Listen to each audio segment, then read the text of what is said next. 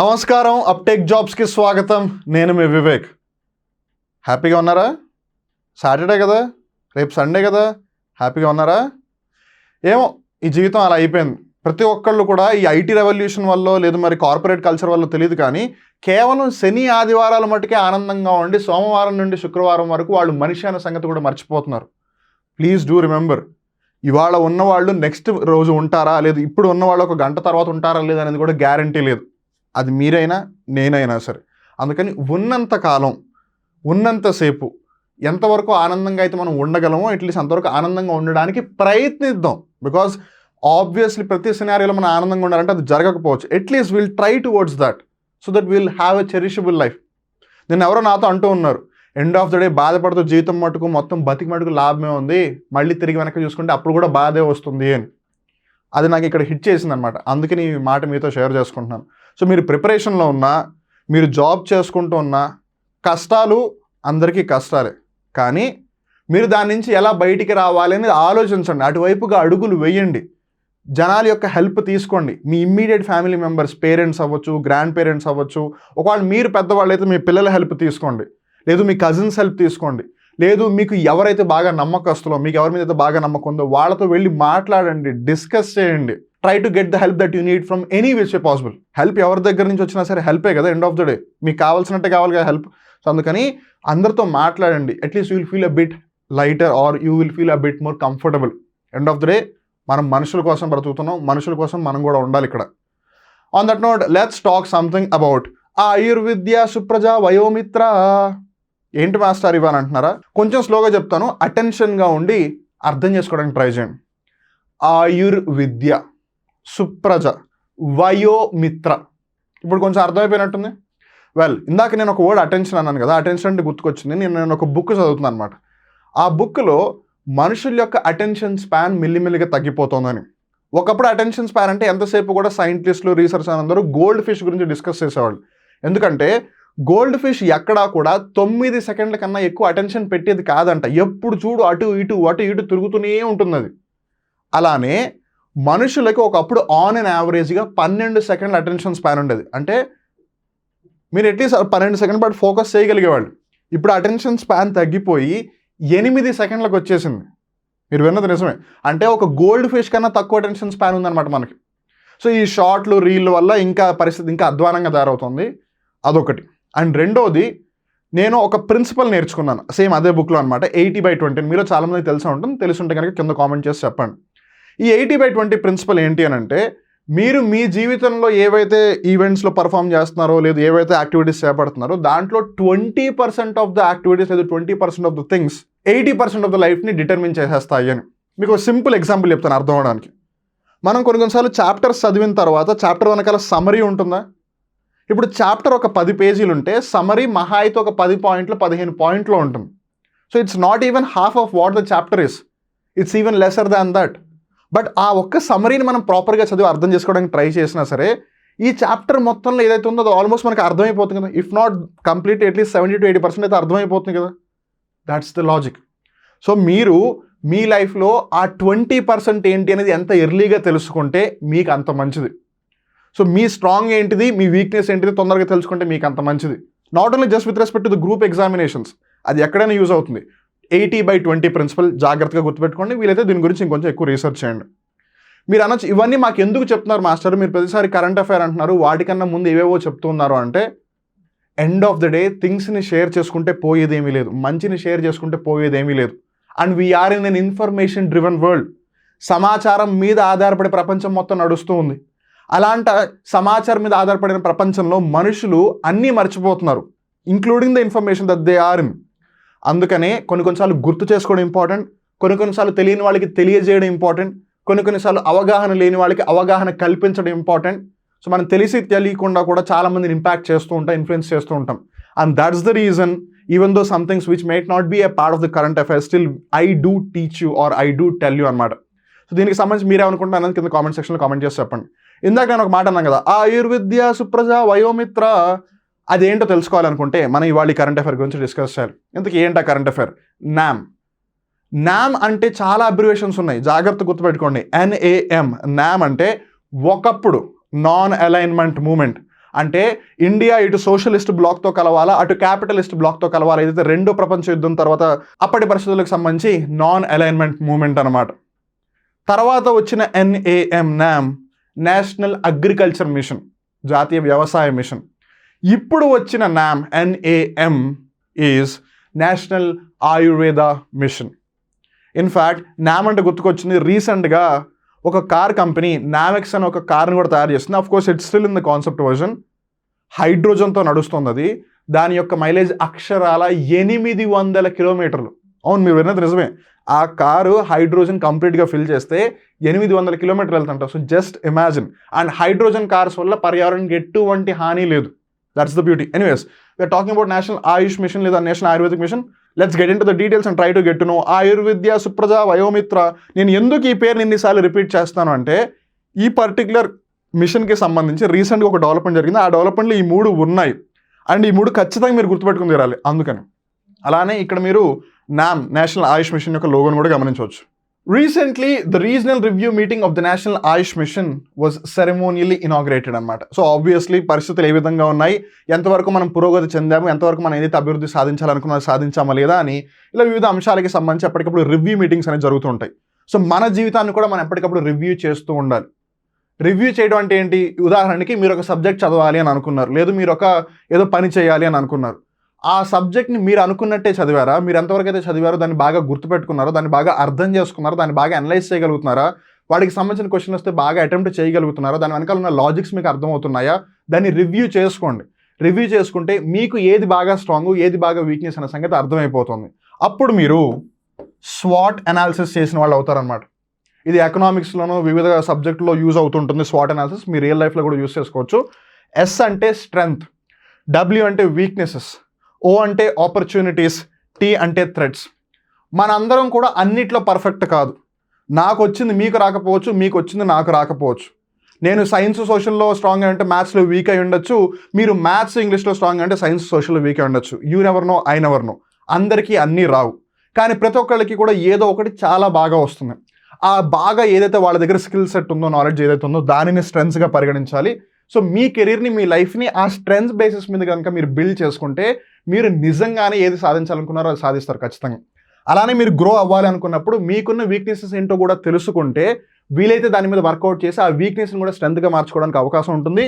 లేదు, ఆ వీక్నెస్ని మీరు అవాయిడ్ చేసే విధంగా పనిచేస్తే బెటర్గా ఉంటుంది. సో మీరు మీ స్ట్రెంత్లు, మీ వీక్నెస్లు అంటే మీ బలాలు బలహీనతలు తెలుసుకుంటే అప్పుడు మీకు వచ్చే అవకాశాలు ఏంటి, ప్రమాదాలు ఏంటి అనేది కూడా మీకు అర్థమవుతుంది అనమాట. మీరు మీ స్ట్రెంత్ని డిపెండ్ అయి ఉన్నారనుకోండి, అప్పుడు మీరు ఆపర్చునిటీస్ని వెతుక్కుంటారు. మీరు ఎంతసేపు వీక్నెస్ల చుట్టూనే తిరుగుతున్నారనుకోండి, మీరు ఎంతసేపు ఆ థ్రెట్లు ఏవైతే ఆపదలు ప్రమాదాలను వాటిని మీ వైపు ఆకర్షిస్తూ ఉంటారు. సో అందుకని మీకంటూ ఒక స్వాట్ అనాలిసిస్ చేసుకోండి.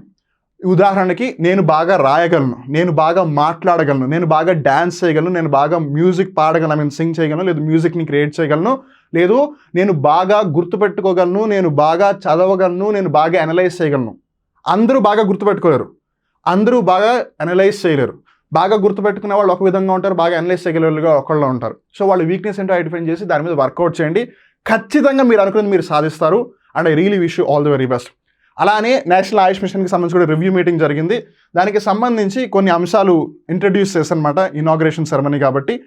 Now let's get to know about those. At the meeting, following robust programs of Ayush were highlighted. ఆ 3 ఏంటి?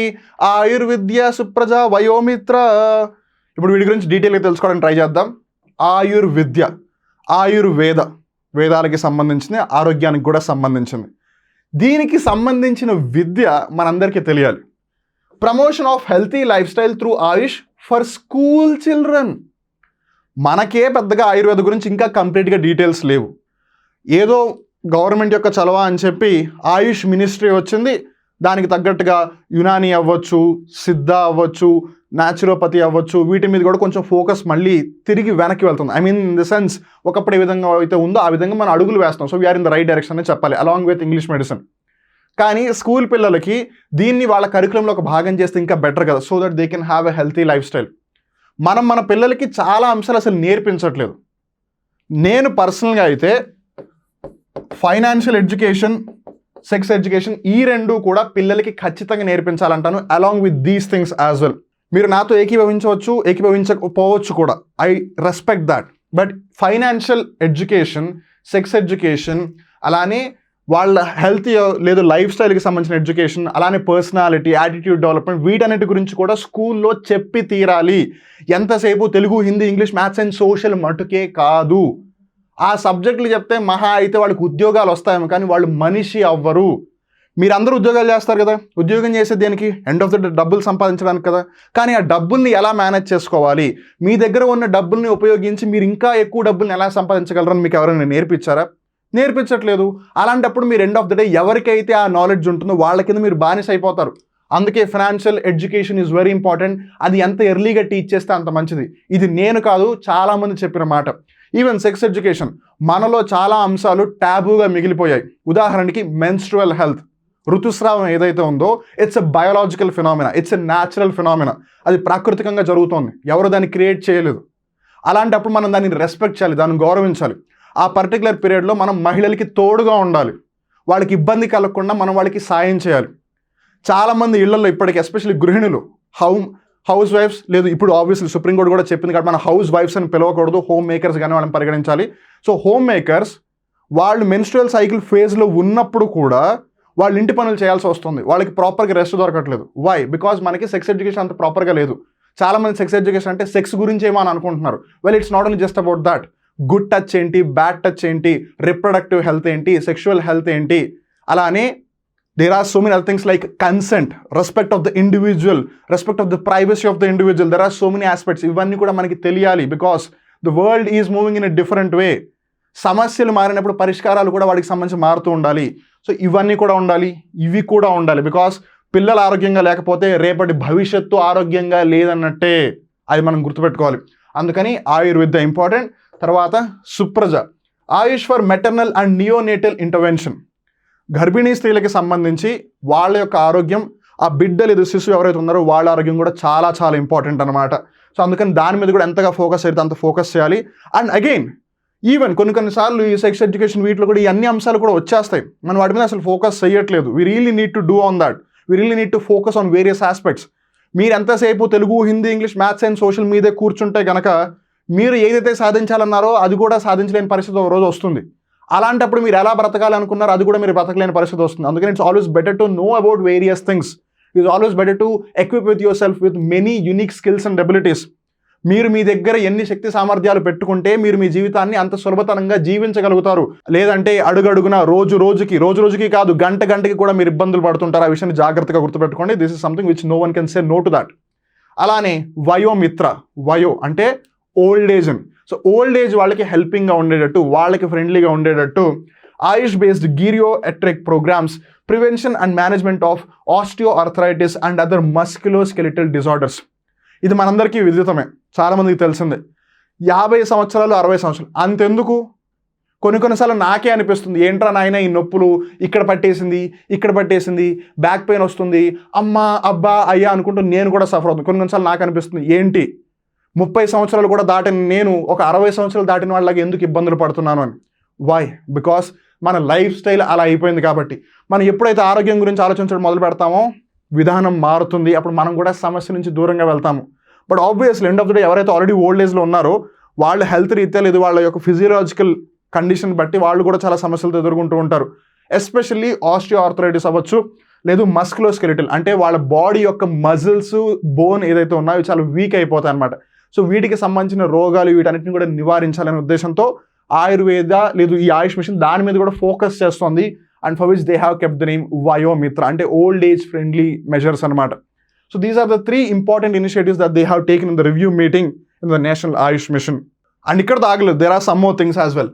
NAM is being implemented with the vision and objectives to provide Ayush healthcare services throughout the country by strengthening and improving facilities to provide informed choice to the needy public.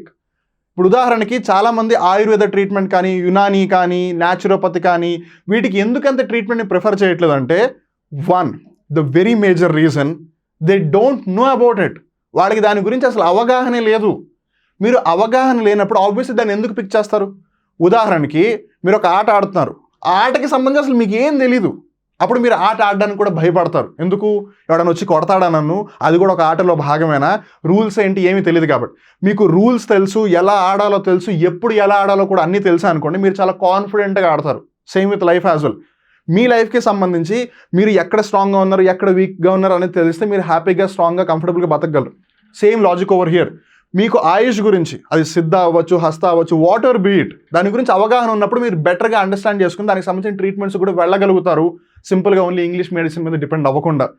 అలానే under national Ayush mission, the ministry of Ayush is working on operationalisation of 12,500 Ayush health and wellness centres throughout support of states and UT governments by 2023-24. అంటే next వచ్చే సంవత్సరం లోపల భారతదేశం మొత్తం మీద కూడా రాష్ట్ర ప్రభుత్వాల యొక్క తోడు సహాయం తీసుకుని, అలానే కేంద్ర పాలిత ప్రాంతాల యొక్క ప్రభుత్వం అంటే పుదుచ్చేరి, అలానే చండీగఢ్, అలానే ఢిల్లీ, వీటి యొక్క సపోర్ట్ కూడా తీసుకుని దేశం మొత్తం మీద కూడా 12,500 Ayush health and wellness centres పెట్టాలి. సో దట్ ఎంతసేపు ఇంగ్లీష్ మెడిసిన్ వైపే కాకుండా ఒక బెటర్ లైఫ్ స్టైల్ లీడ్ చేయడానికి హెల్ప్ అవుతుంది అని. So this is also one of the major decision which is already in to operationalisation. ఇక్కడ దాకా రీచ్ అవ్వడం is the only step that is remaining. అండ్ అలానే ఇంకో ముఖ్యమైన విషయం మీరు జాగ్రత్తగా గుర్తుపెట్టుకోవాల్సింది ఏంటంటే, అప్టేక్ జాబ్స్ యొక్క అఫీషియల్ నంబర్, అధికారిక ఫోన్ నంబర్ 9133449696 9133449696. నేను మళ్ళీ చెప్తున్నాను, మీకు అప్టేక్ జాబ్స్ యాప్ గురించి కానీ, అప్టేక్ జాబ్స్ యాప్లో ఉండే కోర్సెస్కి సంబంధించి కానీ, అప్టేక్ జాబ్స్ ప్లస్ యాప్కి సంబంధించి కానీ, అప్టేక్ జాబ్స్ ప్లస్ యాప్లో ఉండే కోర్సెస్కి సంబంధించి కానీ మీకు ఎటువంటి డౌట్ ఉన్నా సరే, అది పర్చేసింగ్కి సంబంధించి ఉండొచ్చు, కోర్స్ అవైలబిలిటీకి సంబంధించి ఉండొచ్చు, కోర్స్ వ్యాలిడిటీకి సంబంధించి ఉండొచ్చు, ఏ కోర్సులు ఉన్నాయన్న దాని గురించి అవ్వచ్చు, ఏదైనా సరే మీరు హ్యాపీగా కాల్ చేసి మాట్లాడండి. మాకేం ప్రాబ్లం లేదు. ఆ ఫోన్ పెట్టిందే మీకోసం ఎవరైనా కాల్ చేస్తారేమోనని. సో మీరు నిశ్చింతగా ఆ నెంబర్కి కాల్ చేసి మీ డౌట్స్ అన్నిటిని క్లారిఫై చేసుకోండి. అలానే మేము అప్టేక్ జాబ్స్ నుండి కాల్ చేస్తున్నాము అని వేరే నెంబర్ నుంచి ఎవరైనా కాల్ చేస్తే కనుక please do verified whether it is coming from the authentic source or not. Okay, so అప్టేక్ జాబ్స్కి ఒక్క యూట్యూబ్ ఛానల్ ఉంది, మీరు ఏదైతే వీడియో చూస్తున్నారో ఆ ఛానల్. ఒకవేళ వేరే ఏదైనా ఛానల్లో లేదండి ఇది అప్టేక్ జాబ్స్ అండి అని ఎవరైనా చెప్తే మటుకు అస్సలు నమ్మకండి. మిమ్మల్ని మీరు మటుకే మార్చుకోగలరు. పక్కన వాళ్ళు ఎంత ఫోర్స్ చేసినా సరే నేను మారను అంటే మీరు ఎప్పటికీ మారరు. ఆ సమస్యలు మీతో అలానే ఉంటాయి. మీ జీవితం మారాలంటే ముందు మీరే మారాలి. అందుకే ఒక మహానుభావుడు ఒకసారి ఒక మాట అన్నాడు. ఏమన్నాడంటే, before changing the world you change your self అని. ఎందుకంటే ప్రపంచం అందరూ మార్చాలనుకుంటారు, కానీ ఆ విధంగా అడుగులు అంటే ముందు మనం మారాలి కదా. దానికి సంబంధించి మనకి ఏం తెలియాలి, అన్నీ తెలియాలి కదా. సో అందుకని first we have to change our cells. That's one we can change the entire world. I hope మీరు చాలా విషయాలు నేర్చుకున్నారు అనుకుంటున్నాను ఈ వీడియోలో. ఒకవేళ ఈ వీడియో మీకు నచ్చినట్టయితే వితౌట్ మిస్ థమ్స్ అప్ ఇవ్వండి, ఆ లైక్ బటన్ ప్రెస్ చేయండి. ఇదంటారా, it's up to you. I don't have any problem with that. ఒకవేళ ఈ వీడియోకి సంబంధించి మీరు ఏం కామెంట్ చేయాలనుకున్నా, ఏం ఇన్ ద సెన్స్ అంటే అన్నెసరీ స్టఫ్ కాదు, ఈ వీడియోకి సంబంధించి కానీ లేదు అప్టేక్ జాబ్స్లో ప్రొవైడ్ చేసే కోర్సెస్కి సంబంధించి కానీ ఒకవేళ ఏదైనా చెప్పాలనుకుంటే కింద కామెంట్ సెక్షన్లో కామెంట్ చేసి చెప్పండి. Weed like to know from you. అలానే ఈ వీడియోకి సంబంధించి ఇంకో 10 మందికి తెలిస్తే బాగుంటుంది కదా, అవేర్నెస్ని క్రియేట్ చేస్తే బాగుంటుంది కదా అని. అందుకని వీడియోని షేర్ చేయండి. ఒకవేళ మీరు అప్టేక్ జాబ్స్ యూట్యూబ్ ఛానల్కి మొట్టమొదటిసారిగా వచ్చినట్టయితే సబ్స్క్రైబ్ చేయడం మటుకు అస్సలు మర్చిపోవద్దు. అలానే దాని పక్కన ఉన్న బెల్ బటన్ కూడా ప్రెస్ చేయండి. So that uptake jobs YouTube channel ఎప్పుడు ఒక కొత్త కరెంట్ అఫేర్ ఎపిసోడ్ అప్లోడ్ చేసినా, ఎప్పుడు ఒక కొత్త టాపిక్ వీడియో అప్లోడ్ చేసినా, ఎప్పుడు ఒక కొత్త ఆఫర్ వీడియో అప్లోడ్ చేసినా సరే మీకు వెంటనే తెలుస్తుంది, నోటిఫికేషన్ వస్తుంది. You won't be missing anything. మళ్ళీ ఇంకొంచెం కొత్త కరెంట్ అఫేర్ ఎపిసోడ్లో కలుద్దాం. అప్పటివరకు చూస్తూనే ఉండండి అప్టేక్ జాబ్స్. మిమ్మల్ని మీరు అప్డేట్ చేసుకుంటూ ఉండండి. అప్పటివరకు నేను మీ వివేక్. నమస్కారం.